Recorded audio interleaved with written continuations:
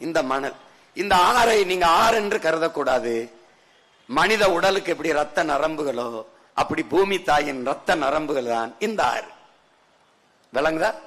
இது என்ன சொல்ல வருதுன்னா, இந்த ஆறு, அதுல நீரு, இங்க பாருங்க பூமி தாயின் மலை மார்பில் இருந்து அருவி பாருங்க, எப்படி தாயின் மலை மார்பில் இருந்து மார்பில் இருந்து நமக்கு பால், பூமி தாயின் மலை மார்பில் இருந்த அருவி.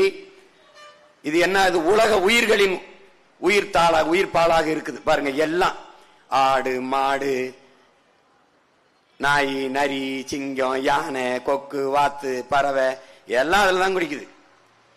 எல்லாத்துக்குமான பால். அந்த பால் பயிருக்கு போகுது, தென்னைக்கு போகுது, வாழைக்கு போகுது, கரும்புக்கு போகுது. எதுவுமே இல்லை அந்த நீர் இல்லாம. இப்ப அருவி, ஆறு, ஆறுல இருந்து சோறு, சோறுல இருந்து வயிறு, வயிறுல இருந்து உயிர், உயிரிலிருந்து வாழ்க்கை.